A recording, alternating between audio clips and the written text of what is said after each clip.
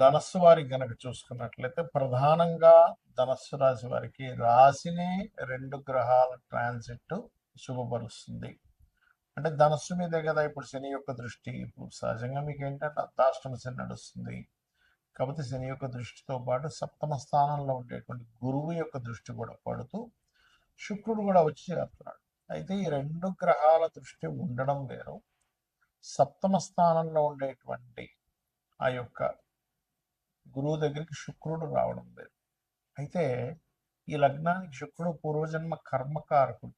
అంటే మీరు అందుకే చూడండి, ఎనీ ధనుర్లగ్న ఆ మహాదశ వచ్చిన శుక్రరాశుల్లో ఉండేటువంటి గ్రహాల యొక్క దశలు వచ్చిన అక్కడ ప్రధానంగా మీకు చూపించే ఫలితం ఏంటంటే వివాహ జీవితం మీద చూపిస్తూ ఉంటుంది.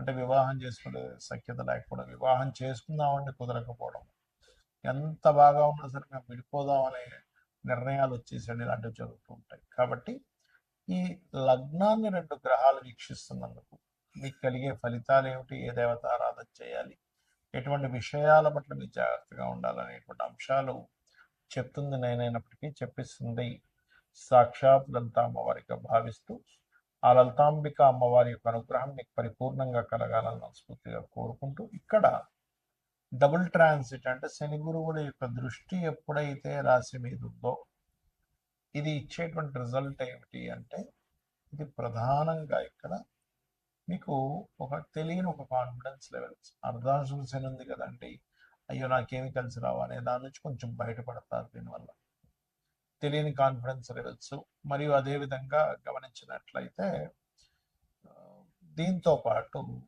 ప్రధానంగా ఒక గుర్తింపు రావడం, ఒక దైవ చింతనలోకి వెళ్ళడం, ఏదైనా చేయగలనేటువంటి ఒక నమ్మకం మీ మీద మీకు పెరగడం, ఇటువంటివన్నీ కూడా ఇస్తూ ఉంటుంది. అయితే సప్తమ స్థానంలో శుక్రుడు గురువు, ఈ లగ్నానికి శుక్రుడు కొంత పాప అయినప్పటికీ కూడా ఇక్కడ ఏంటంటే ఒకవైపు ఉద్యోగ మన వ్యాపార సంబంధించినటువంటి యోగము కలిగింపజేస్తూ ఉంటాడు. సప్తమ స్థానం కాబట్టి కొంతమంది పార్ట్నర్స్ వ్యాపారంలో రావడం, దీంతో పాటు వివాహ సంబంధించిన విషయంలో కూడా అనుకూలత వస్తుంది. కాకపోతే ఎంతైనా శని అర్ధాష్టమ శనిలో ఉన్నాడు కాబట్టి ఇక్కడ ఖచ్చితంగా వ్యాపార యోగాలు, వివాహ యోగాలు, వివాహం అవ్వడం, మరలు అదేవిధంగా రెండు శుభగ్రహాల్లో శుక్రుడు పాపి కాబట్టి కొంచెం వివాహ జీవితంలో కూడా కొన్ని డిస్ప్యూట్స్ రావడం, ఇవన్నీ జరుగుతూ ఉంటాయి. ఒక పక్క వివాహం అయిపోతుంది అదే ధనస్సు వారికి, ఇంకో అదే వివాహం అయిన వాడికి కొంత స్ట్రెస్ అవుతూ ఉంటాడు. ఎందుకంటే ఇది డియోల్ సైన్ అంటారు. ఆ డియోల్ సైన్ లో గురువు శని యొక్క ఎనర్జీస్ని తీసుకుని వెళ్ళాడు కాబట్టి దీనివల్ల ఏమవుతుంది, జీవిత భాగస్వామికి ఎప్పటి నుంచో జాబ్ రావట్లేదు, జాబ్స్ కూడా రావడం, ఇటువంటివన్నీ కూడా జరుగుతాయి. కాకపోతే ఏంటంటే ఈ మూడులో రాహు ఉన్నందుకు, అర్ధాష్టం శని నడుస్తున్నందుకు కొంచెం ధైర్య సాహసాలు కూడా రాహు పెంచుతూ, ఒకవైపు కొన్నిసార్లు మనం మాట్లాడిన మాట వలన కొన్ని నిందలు అనుభవించవలసి వస్తుంది. ఈ విషయంలో మీరు మాట్లాడేటప్పుడు, మెయిల్ చేసేటప్పుడు ఈ విషయాల పట్ల కాస్త జాగ్రత్తగా ఉండండి. మరియు గణపతి యొక్క క్షేత్రాలకు వెళ్ళండి. 9వ భావంలో కేతు ఉన్నాడు కాబట్టి గణపతి ఆలయాలకి, గణపతి క్షేత్రాలకు వెళ్ళినట్లయితే మీకు అన్ని విధాలా బాగుంటుంది. ఈ గ్రహాల యొక్క కలయికలు మన జన్మజాతకంలో కూడా ఏర్పడుతుంటాయి. మొత్తం రెండు గ్రహాల కలయికలు 35 కాంబినేషన్స్ ఉంటాయి, గుర్తుపెట్టుకోండి. ఇందులో ఫలకృతం ఇచ్చేటువంటి కాంబినేషన్ ఉంటుంది, మధ్యస్థంగా అంటే ఆ యొక్క కాంబినేషన్ మీకు మంచి చేస్తుంది, కొంత ఇబ్బంది ఇస్తుంది, కొన్ని బాగా ఇబ్బందిని ఇచ్చేటువంటివి ఉంటాయి. ఆ 35 కాంబినేషన్స్లో మంచివి ఇచ్చేవి ఎలాగో మనకి పెద్దగా ఇబ్బంది పడాల్సిన అవసరం లేదు. గురు శుక్రులు, శుక్రబుధులు, లేకపోతే శని శుక్రులు, రాహువు శుక్రుడు, ఇలా రకరకాల కాంబినేషన్స్ ఉన్నాయి మంచి ఇచ్చేవి.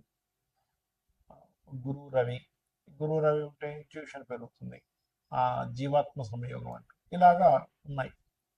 మరి మీడియంగా ఉండేవి కొన్ని ఉంటాయి, కానీ ఇబ్బంది ఇచ్చేవి కొన్ని ఉంటాయి. అంటే శనికేతు అంటే వాళ్ళకి ఎప్పుడైనా శనికేతు ఎవరికైనా ఉన్నప్పుడు వాళ్ళు ఉద్యోగం చేయకూడదు, పెట్టుకోండి.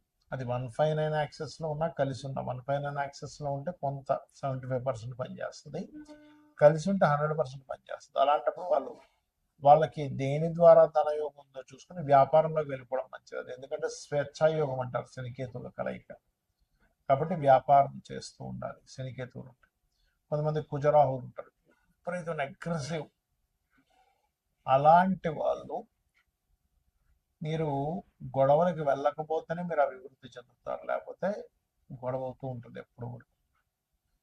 శనికుజ, ఇది కూడా ఒక మాట తప్పు చేయరు వీళ్ళు, మాట అంటే పడరు. శనికుజులు ఉంటే కూడా అగ్రెసివ్, గొడవ పెట్టేసుకుంటారు.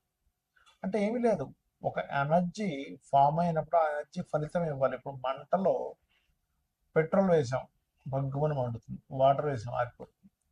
అంటే కాంబినేషన్స్ అయితే మనకు ఆయుర్వేదంలో కూడా ఉంటుంది, ఈ దీన్ని దీంతో కలపొచ్చు, లేకపోతే ఈ ఫుడ్తో ఈ ఫుడ్ తినకండి అని చెప్తూ ఉంటారు కదా.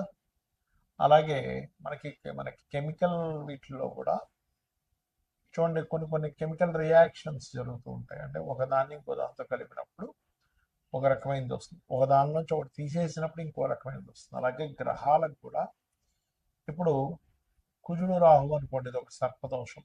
మళ్ళీ రవి రాహు అయితే పితృదోషం అంటారు. ఇలా ఏంటంటే ఫస్ట్ మీరు ఎప్పుడైనా సరే జన్మజాతకంలో ఒక 8 బ్యాడ్ కాంబినేషన్స్ ఉంటాయి. శనికేతువులు, కుజరాహువులు, కుజరవి, కుజరవి కాదులేండి, రవిరాహువులు, అదేవిధంగా శని కుజ, బుధ కుజ, ఈ రకంగా ఉంటాయన్నమాట. శని శుక్రకేతు ధనహీనత యోగం. అయితే ఇందులో మళ్ళీ అమ్మవారిని ఆరాధించిన, లక్ష్మీ గణపతిని ఆరాధించిన మళ్ళీ అద్భుతమైన ధనయోగంగా మారుతుంది. ఇవి ఒక్కొక్క భావంలో ఉంటే ఒక్కొక్క ఫలితాలు ఇస్తాయి. ధనస్థానంలో ఉంటే ధనం మీద ఎఫెక్ట్ చూపిస్తూ ఉంటుంది, సప్తమం మీద ఉంటేనేమో వివాహం మీద చూపిస్తుంటుంది, 12 మీద ఉంటే ఇన్వెస్ట్మెంట్స్ మీద చూపిస్తూ ఉంటుంది, 4 మీద ఉంటే ఒక్కోసారి యాక్సిడెంట్స్ మీద చూపిస్తుంటుంది, లేదా ప్రాఫిట్ మీద చూపిస్తుంటుంది, పంచమంలో ఉంటే ఏమో సంతానం మీద, 7వ భావంలో ఉంటే జీవిత భాగస్వామి మీద, 12లో ఉంటే వివాహ జీవితం మీద, అష్టమంలో ఉంటే యాక్సిడెంట్స్ మీద, భాగ్యంలో ఉంటే తండ్రి గారి ఆలోచన విధానం, తండ్రి గారి యొక్క నేచర్ మీద ఇలా చూపిస్తూ ఉంటుంది. అయితే ఇక్కడ ఈ కాంబినేషన్ ఉన్నంత మాత్రం చేత మనం భయపడటం కాదు, ఆ కాంబినేషన్ ఉన్నటువంటి మహాదశ వచ్చిందా లేదా, ఆ కాంబినేషన్ ఎంత బలంగా ఉంది. ఒక్కోసారి మన గ్రహాలు చూడడానికి రెండో ఒక రాశిలో ఉన్నట్టుంటాయి, ఇదేమో 1 డిగ్రీలో ఉంటుంది, ఏదో 29 డిగ్రీలో ఉంటుంది, అప్పుడు కలవదు అది.